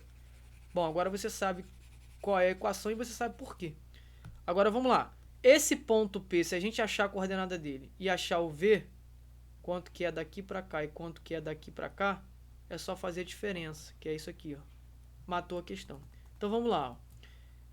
Como que eu acho o ponto P? É só ver. O ponto P, ele é a interseção da reta, tá vendo? Com a curva. Ó, passei pelo ponto P, viu? Tá cruzando bem aqui no ponto P. O ponto P ele é comum tanto a função do segundo grau quanto a função do primeiro grau. O que eu vou fazer? Eu vou jogar a função do primeiro grau e vou igualar a função do segundo grau. Porque se eu igualar as duas funções, é porque elas estão se encontrando. E onde que elas se encontram? No ponto P. Então, se eu igualar uma função a outra, vai me dar o ponto que é comum a elas, que é o P. E o P a gente quer. Então, ó, vamos lá. Vou igualar aqui, ó. Eu tenho que a função da minha reta é qual? Y igual a x. E a minha parábola?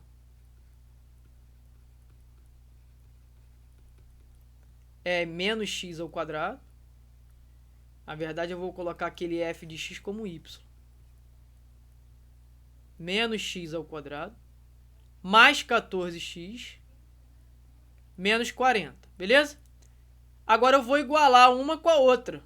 eu vou colocar assim, ó, y igual a y. Esse y' da primeira igual a outra. E aí fica x é igual, porque y' é igual a x, então no lugar de y' eu tô colocando x, é igual a y. Só que y é menos x ao quadrado, mais 14x menos 40. Menos x ao quadrado, mais 14x menos 40. Beleza?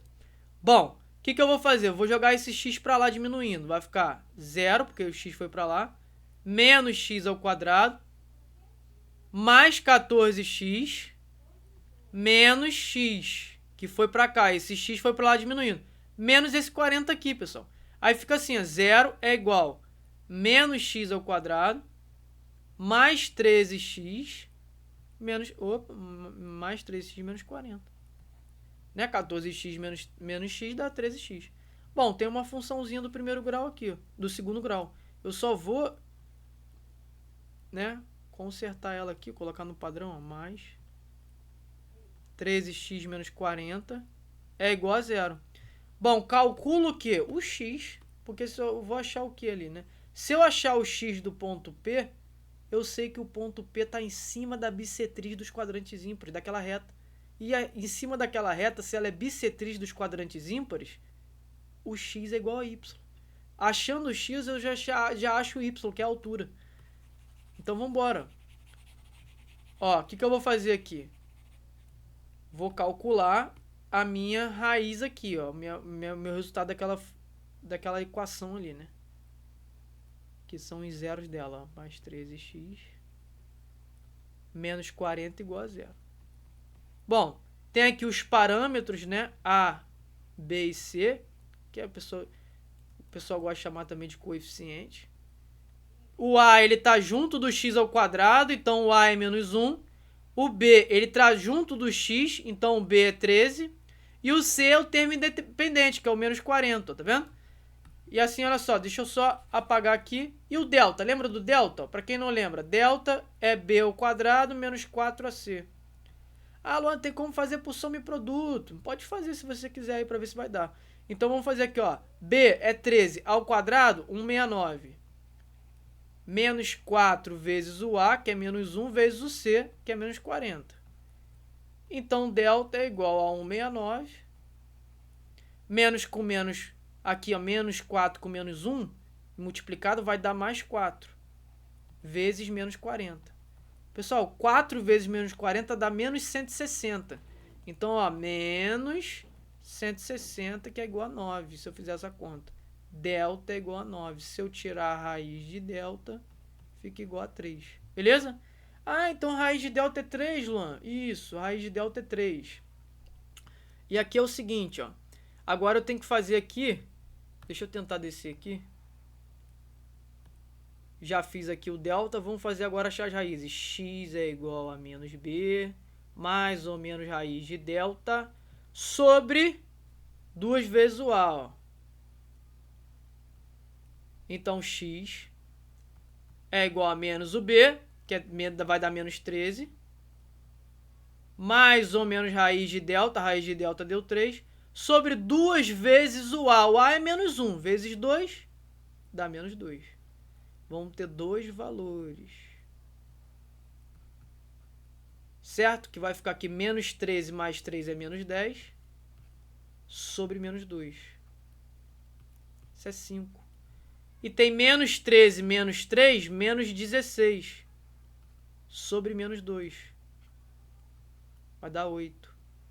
Alô, qual o valor que eu pego? Olha para o gráfico. A função que você calculou, né, em relação a esse ponto aqui foi essa, porque é ao quadrado aqui, ó. Então quer dizer que é esse ponto aqui, deixa eu só marcar ali, ó, tá vendo? Aqui, ó. A curva tá aqui, ó, que eu tô mexendo. E aí, o ponto que eu achei, o x que eu achei é o x desse ponto, e o outro maior é desse ponto aqui simétrico, ó. Qual que é o maior? O maior vai estar mais à frente, ó. Aqui é o 8. E o menor vai estar aqui, ó. Aqui é o 5. Entende? Então, aqui é o 5 e aqui é o 8. Qual que eu vou utilizar? Pô, eu quero exatamente do ponto P. Eu não quero aquele outro ponto aqui que eu posso chamar de K. né? Eu quero do ponto P. Então o x do ponto P é o menor, que é o 5. Ah, entendi. Então vamos lá. Ó. Aqui, ó. Aqui é o 5. Só que aqui tá batendo exatamente na bissetriz do quadrantes ímpares. Ela passa por aqui, ó. E aí, se eu coloco aqui o x é igual ao y, né? Lembra que o x é igual ao y para ela? Então aqui é quanto essa altura? É 5. Né? Essa altitude aí é 5. Ah, Luan, você já achou então essa altura aqui, né? Já. Só preciso achar essa altura aqui. Então vamos achar aquela altura lá, ó. Como é que eu vou achar aquela altura? Bom, pela função do segundo grau, que representa aquela parábola que ele deu na questão. É só achar o quê? O vértice.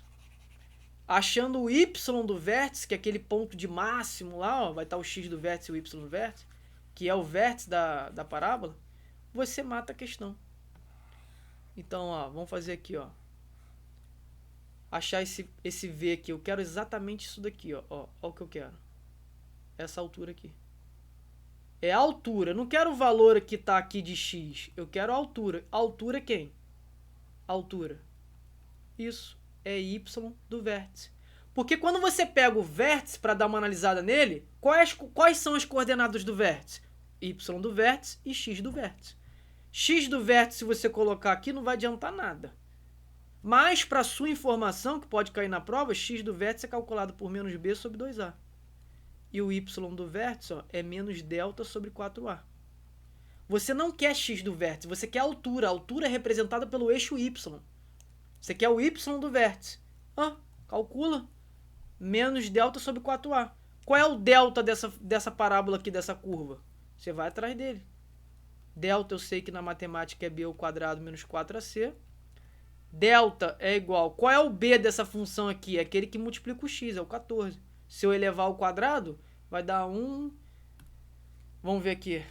14 vezes 14, acho que é 196. Isso, 196. Menos 4 vezes o a, que é, o a tá aqui, ó, menos 1, que multiplica a variável que está ao quadrado. Vezes o c, que é menos 40. E aí esse delta é igual a 196.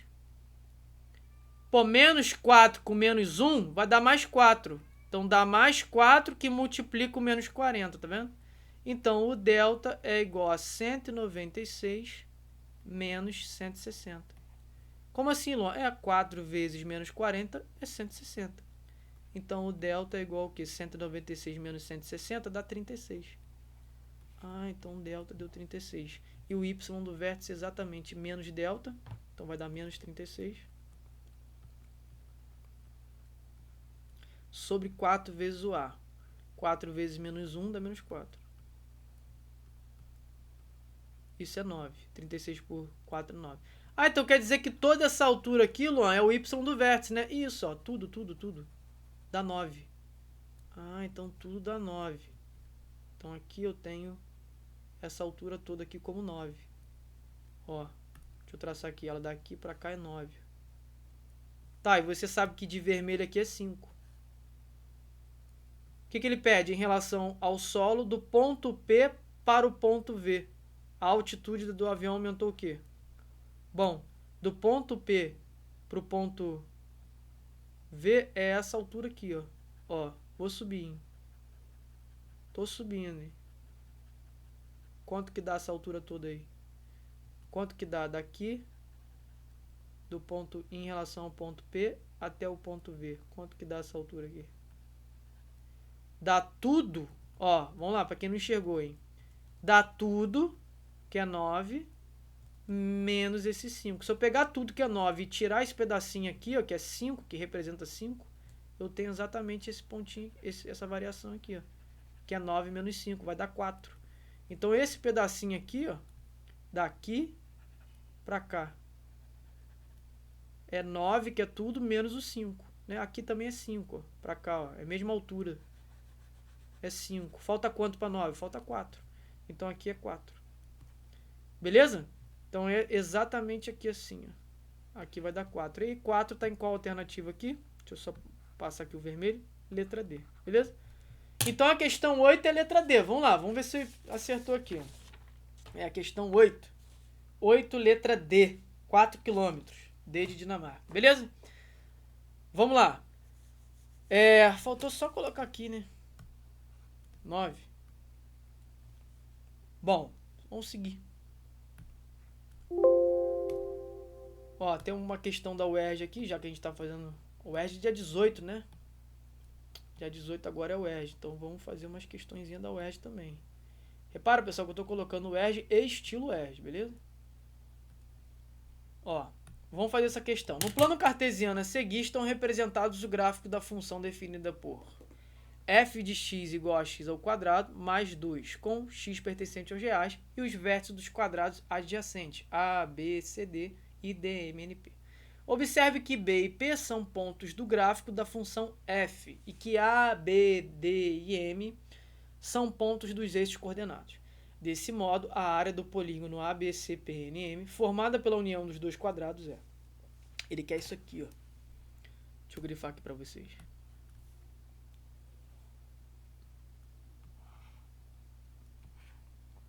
Ele quer essa área aqui, ó. Tá vendo?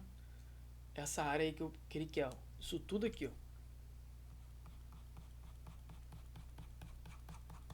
Bom, como é que você vai calcular essa área toda aí? Bom, vai fazer o seguinte, vai fazer a área desse quadrado aqui, área 1, mais a área do quadrado maior, área 2.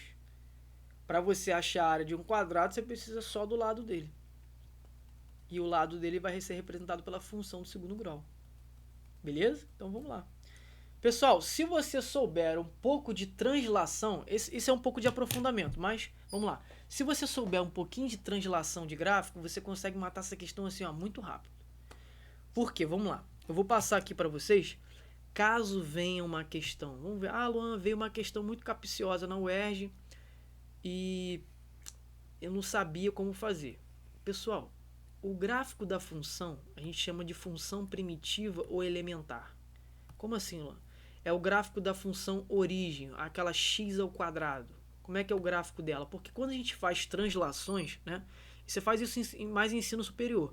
Mas olha só, quando a gente faz translação e rotação de gráficos, a gente tem sempre que partir de um gráfico elementar, um gráfico base, né? A gente tem sempre que ter uma base, algo já definido para partir dele conseguir fazer as transformações gráficas, que são rotação de gráfico, translação no eixo X. A função ela fica como se fosse dançando, para cima, para o lado, para o outro, para cima, para baixo, ela vira. No ensino médio a gente vê só o básico, que é ela, né, substituir os pontos, achar a lei de formação e tal. Depois você vai ver, pode ser que caia na UERJ, essa questão aqui, ela quase que foi isso, né, mas não foi, que é as translações, que é o seguinte, ó. Esse mais 2 aqui, tá vendo aquele mais 2? Quer dizer que houve uma translação vertical de 2 unidades para cima na função elementar x ao quadrado. Luan, falou grego, tá?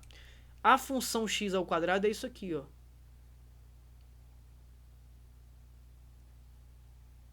Essa é a função x ao quadrado, ó, porque tá bem, meu desenho tá bem, ó. Tá vendo? Ela passa aqui assim, ó.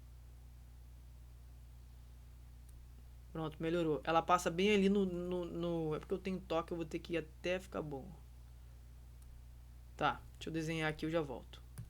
Foi. Então essa aqui é a função f de x, ó, igual a x ao quadrado, tá vendo? É uma função, é uma parábola com cavidade voltada para cima, né?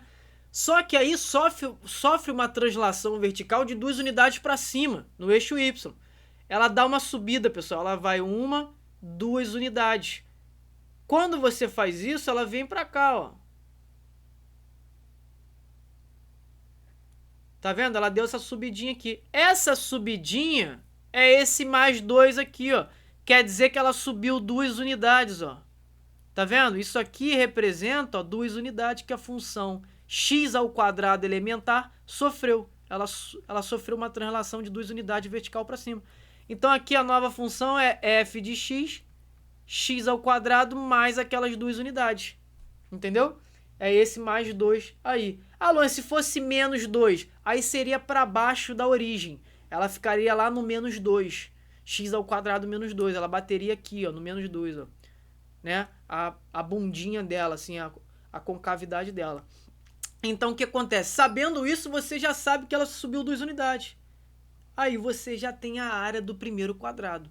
Mas se você não soubesse isso, não tem problema nenhum. Eu vou te ensinar a achar, né? É só você fazer o seguinte, é só você olhar as coordenadas ali do eixo cartesiano. É só você ver que na origem de qualquer eixo cartesiano, aqui é 0. A origem, 0 e 0. Então aqui, essa concavidade aqui, ó, que é o vértice dela, tá na direção do eixo y. Tá na direção do x igual a 0. Então quem seria o y ali para representar a tal altura? Porque o y representa a altura. Representa exatamente quanto que ela subiu. Ó. O y é o eixo y. É quanto que ela subiu. Então, se o x é 0, joga 0 na função. 0 é o x, fica 0 ao quadrado mais 2. Quanto que dá? 2. Quer dizer que o y ali do vértice, ó, mede 2. Então, aqui no ponto B, eu tenho a coordenada 0 para x e 2 para y. Quer dizer que o lado do quadrado aqui, ó, mede 2. Porque o y no ponto P é 2, quer dizer, ó, 2, ó, 2. Beleza? É isso. Então, deixa eu só apagar aqui para não ficar muito papagaiado aquilo ali. Aqui, ó, 0 e 2. Então, daqui para cá, ó, eu já sei que mede 2 unidades, porque é o comprimento no eixo y. Mede exatamente 2. Tranquilo? Aí, pessoal, se a gente achar o lado desse quadrado aqui, já era. Porque qual é a área de um quadrado? Tem um quadrado. Né? Vamos representar um quadrado aqui, ó, para quem não sabe. Ah, tem um quadrado. Qual é a área de um quadrado? Eu tenho um lado. O quadrado tem 4 lados iguais, né? Se eu tiver só um lado, já era, porque a área de um quadrado é L ao quadrado. Já que eu estou falando de geometria, anota aí, ó. Qual é a diagonal de um quadrado? Pode ser que caia. A diagonal de um quadrado é o lado que multiplicado por raiz de 2. Guarda esse bizu aí, ó. Beleza? Tá, então vamos continuar aqui, ó. Se eu achar os lados do quadrado, a questão vai embora. A gente mata ela. Então, bom, quero achar aqui então, ó, tudo isso aqui, que é o y do ponto P, é a ordenada do ponto P. Mas você sabe que daqui para cá, ó, se é quadrado, também mede 2 isso daqui. Porque ABCD é quadrado, então daqui para cá também mede 2. Ah, rapaz, mede 2 ali, mede. Então o ponto D, qual é a coordenada do ponto D? É 2 para x e 0 para y. Porque não tem altura, né? Y representa altura, no ponto D não tem altura de nada. Então é 0 para y. Só que o ponto P, ele tá 2 unidades, ó. 2 unidades, ó, em relação à origem. 2 unidades em relação à origem. Quer dizer que lá no ponto P, eu tenho 2 para x e não sei o que para y. Como é que eu acho esse y aqui, Luan? Jogo x igual a 2, que pertence ao ponto P, na função. F de 2 é igual a 2 ao quadrado mais 2. Então, f de 2 é igual a 2 ao quadrado, 4, mais 2 dá 6. Ah, então aqui é 2 e 6. Quer dizer que se P tem a ordenada igual a 6, quer dizer que daqui de baixo até aqui em cima é 6. Acabou a questão. Você acha a área 1 e você acha a área 2. Qual é a área 1, Luan? Lado ao quadrado. Lado é 2 ao quadrado, 4. 4 unidades de área. Qual é a área 2, Luan? Lado ao quadrado. Lado é 6. Se eu elevar ao quadrado, 36. Unidade de área. E aí você quer a área 1 mais o elaborador que quer, né? A área 1 mais a área 2. Então, a área que foi pedida, né? A área total é a 1 mais a 2, que é 36 mais 4. 40 unidades de área, morreu. Acabou. 40, letra D. Viu? Questãozinha bacana essa questão da UERJ aí. E repara o que eu falei no início, logo no início do vídeo. A UERJ, ela gosta dentro da própria matéria, que aqui no caso é a matemática, de cobrar os assuntos, ó, interligados, ou seja, juntos. Aqui tem dois assuntos: função do segundo grau, representado pela curva chamada parábola, e geometria plana. Então não vá para a UERJ achando que você vai pegar uma questão solta. Ah, Luan, eu vou para a UERJ calcular a área só. Cara, é difícil. E pode ser que você encontre? Pode. Mas o essencial é você trabalhar questões interdisciplinares. Ou seja, aquelas que vão estar juntas, aquelas que vão estar misturadas. Função afim com função quadrática, PA junto com PG, geometria espacial com geometria plana ou geometria plana com PG, probabilidade junto com análise combinatória. Prioriza as questões desse tipo, entendeu? E diversos outros assuntos que já foi cobrada, por exemplo, na UERJ, geometria analítica com função de segundo grau. Então, se você tiver no seu material, se você estiver estudando aí e você encontrar, se deparar com questões desse tipo, circula e dá uma atenção maior, porque a UERJ ela gosta desse tipo de questão. Tá aqui, ó, um claro exemplo, né? E vão ter mais exemplos que, conforme nós formos comentando as questões, vocês vão ver. Eu vou chamar a atenção de vocês para... Ó, pessoal, tá vendo? A UERJ cobrou novamente a questão com dois assuntos aí interligados. Tudo bem? Então, vamos aqui, vamos seguir. Vamos para mais uma questão aqui, ó, de geometria. Você repara que, mais uma vez, ó, dentro de geometria, ela cobrou triângulo e circunferência. Então, assim, é um estilo próprio da banca. Ela é uma prova cíclica, né? Ela gosta de repetir os assuntos, ela gosta de cobrar essa característica da banca, de misturar as partes da matemática.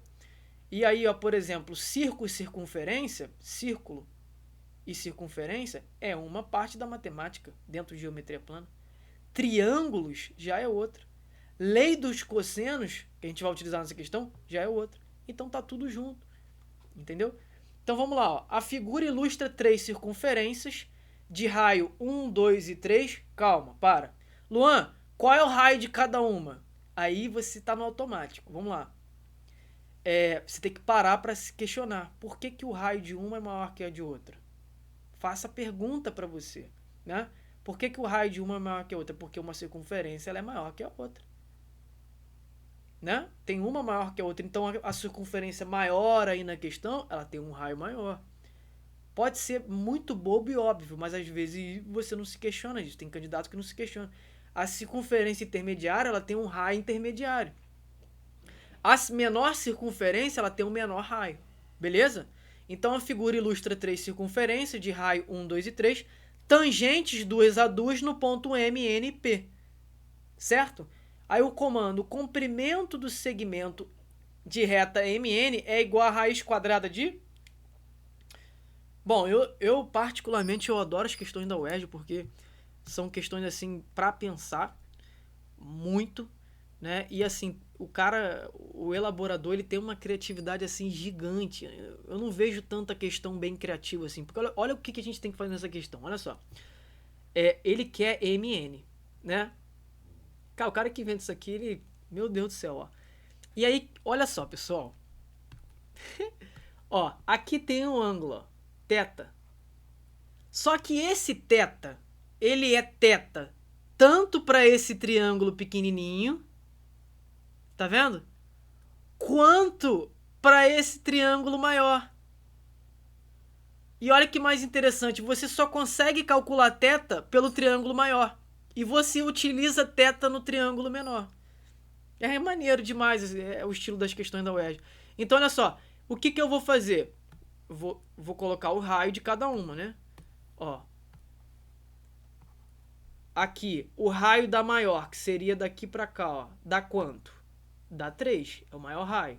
Beleza. De A até M. Que é igual de A até N, né? O raio, pessoal... Vamos lá, eu gosto sempre de chamar a atenção para vocês não falarem assim, ó. O raio de uma circunferência é só daqui para cá. Aí não tem mais raio, não. Não, é daqui para cá, é daqui para cá, é daqui para cá, é do centro até a extremidade, não importa. É igual a altura de retângulo, já viu? Ó, você não é qualquer aula que mostra isso para você. A altura do retângulo é o lado dele. Considera aqui como um quadrado, porque ficou igual um quadrado. Tá, qual é a altura aqui do quadrado? É o lado do quadrado. Tá, mas ela pode estar aqui, como aqui, como aqui. Essas medidas que eu tô colocando aqui é a mesma medida do lado do quadrado, ó. Tá vendo? Ó, que é a mesma medida do que eu sou traçado aqui pra cá. Porque os lados do quadrado são os mesmos. Ó. Se eu chamar aqui de x, tudo isso aqui, ó, é x. Tá vendo? Tudo isso aqui é x. Mas daqui pra cá também. Porque é quadrado.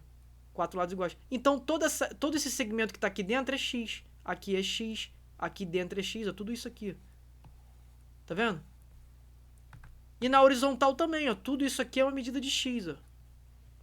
Entende? Então, às vezes, na geometria, você tem que enxergar aquilo que não tá tão ali claro. Você tem que fazer aparecer, né? É das premissas, vamos dizer assim, da geometria. Você puxar segmentos, fazer ele aparecer. Então, vamos lá. Ó. Então, o raio, viu? É tudo que é do centro da circunferência até a sua extremidade. Então, pessoal, o que eu vou fazer? Para achar MN, eu tenho que utilizar a lei dos cossenos. Não tem outra saída aqui, né? Bom, então eu vou fazer isso. Eu estava aqui traçando o raio, né? Eu só parei para dar uma dica porque eu não quero entregar conteúdo, pouca coisa assim para vocês, né? Eu quero deixar vocês bem preparados. Então, tudo que eu tô chamando a atenção que é necessário, que em aulas por aí vocês não vão ver, vocês vão ver aqui. Ó, de A até N, são 3, né? Ó, do centro dessa circunferência até essa extremidade aqui é o raio da intermediária, que mede 2. Do centro até o P aqui, ó, é o raio também 2. E aqui de Bzinho, tá vendo? Bzinho até o P, ó, tá vendo? É 1. 1 e 1. E aí, olha só, eu tenho um triângulo maior. Deixa eu tirar essa régua.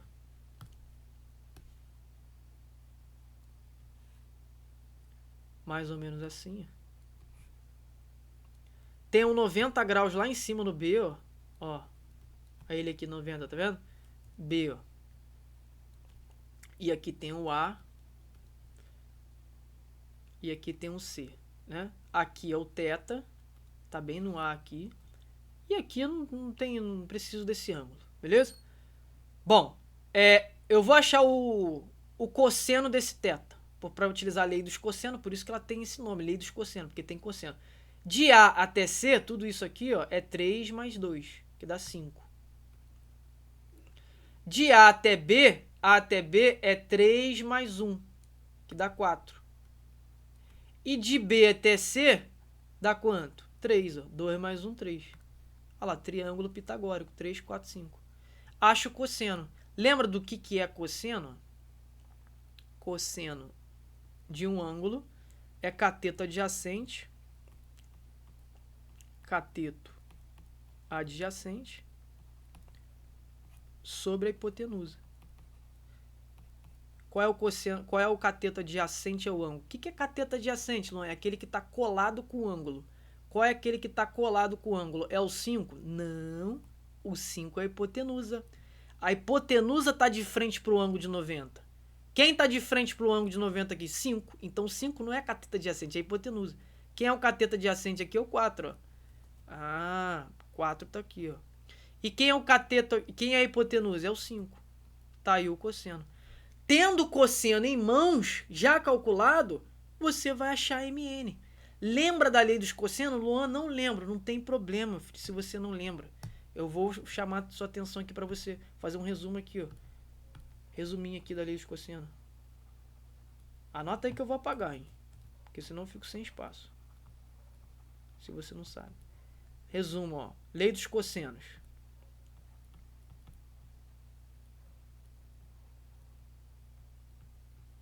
Bom, pessoal, se eu tenho um triângulo, qualquer, né, Luan? Isso, qualquer. Eu tenho que ter essas características. Eu tenho o ângulo e eu tenho o lado entre eles. Então, eu tenho o ângulo e o lado, os lados entre esse ângulo aqui. Então, eu tenho o ângulo e o lado entre esse ângulo. Eu quero achar o outro lado oposto. Faz lei dos cossenos. Então, recapitulando. Quando que eu uso lei dos cossenos? Eu tenho um triângulo, tem que ser triângulo, tá? Tem que formar triângulo. Então tem um triângulo ali, eu tenho aquele ângulo ali e eu tenho os lados, né? Os lados que tá ali ao redor do ângulo, que tá adjacente ao ângulo. Ou seja, eu tenho um ângulo entre aqueles lados, 3 e 5. Aí eu utilizo lei de cosseno para calcular o lado oposto àquele ângulo, que é o x. Ó. Então eu tenho 3 e 5 e θ, e meu objetivo é achar o lado oposto, que é x, que é tudo isso aqui. Igual na questão. Eu tenho θ, eu tenho 3 e 3 e quero achar o lado oposto, que é mn. Aí eu utilizo lei dos cossenos. Aí qual é a lei dos cossenos? O que ela diz? O lado oposto ao ângulo ao quadrado, então o lado oposto ao ângulo é x ao quadrado, é igual aquele lado que está adjacente ao quadrado, mais o outro que está adjacente ao quadrado, menos 2 vezes o produto entre aqueles lados que estão adjacentes, 3 vezes 5, e agora o fato de ela receber o nome de lei dos cosseno. Cosseno daquele ângulo. Essa aí é a lei dos cossenos, beleza? Então é exatamente isso que eu vou utilizar aqui na UERJ. Foi isso que ela pediu. Então vamos lá? Por isso que você foi atrás do cosseno do ângulo, Luan. Aí você arrebentou a boca do balão. Aí você tirou muita onda, você entendeu tudo. Ó, então nesse triângulo aqui, ó, tá vendo? Eu vou utilizar a lei dos cossenos, tá? Vamos lá, ó. Nesse triângulo aqui. Deixa eu grifar ele certinho aqui pra você. E ele ficou... Ih, pessoal, não dá não. Tem que botar certinho. Fica torto aí, fica feio. Olha lá, agora foi. Agora tá na régula. Que isso. Ó, vai ficar, ó, mn ao quadrado é igual a 3 ao quadrado, que é o lado ali adjacente ao quadrado, mais o outro adjacente ao quadrado, menos 2 vezes o produto entre esses lados, vezes o cosseno daquele ângulo θ. Ah, Luan, por isso que você foi atrás do cosseno de θ. Isso, filho. Então, ó, mn ao quadrado fica igual 3 ao quadrado, 9, mais 9, 18. Menos 2 vezes 3 vezes 3, 3 vezes 3, 9. Vezes 2, 18. Beleza? Vezes o cosseno do ângulo θ, que é 4/5. Ó, por isso que eu fui atrás dele. Ah, peraí. E aí vai ficar aqui assim, ó. mn ao quadrado é igual a 18 menos... Bom, 18 vezes 4, 18 vezes 8, 36, com 36, 72. 72 dividido por 5, aquele 18 vezes 4 dividido por 5. É igual a 72, porque 18 vezes 4 dá 72, divide por 5. Né? Então, 72 dividido por 5 dá 14,4. Então, fica 18 menos 14,4. Bom, pessoal, isso aqui dá 3,6. Só conferir aqui para não dar um errinho. 18 menos 14,4, ó. Dá 3,6 como resposta. A questão pergunta exatamente isso. mn é igual a 3,6.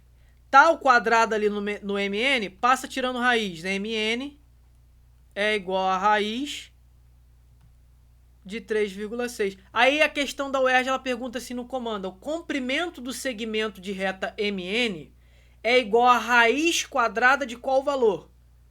mn é a raiz quadrada de 3,6. Então, é raiz quadrada de 3,6. Tranquilo? Então, é isso, pessoal. Chegamos na questão 10. Né? Eu espero que essas 10 questões ela tenha contribuído lá pro dia 18, ou quer que seja na sua preparação aí para vestibular, para qualquer outro concurso que use a matemática, né, no edital. Espero que eu tenha contribuído aí com você. Então... É isso, continua acompanhando o canal, vão ter revisões aqui outros dias, vão ser, deixa eu só pegar aqui, vão ser segunda, quarta e sexta, essas revisões aqui abertas no YouTube do projeto do Papiro, beleza? E aí vão ser segunda, quarta e sexta-feira tem um ao vivo de Física e Matemática comigo, resolvendo também diversas outras questões focada aí no vestibular da UERJ, beleza? E aí a gente vai trazer questões também de outros vestibulares, Não vão ser questões só da UERJ, vão ser questões que porventura podem cair no concurso, na prova do vestibular da UERJ, não só do exame de qualificação, mas nas próximas provas da UERJ. Beleza? Então é isso. Valeu a presença aí e continua acompanhando esses vídeos. Valeu, pessoal. Bons estudos aí para vocês.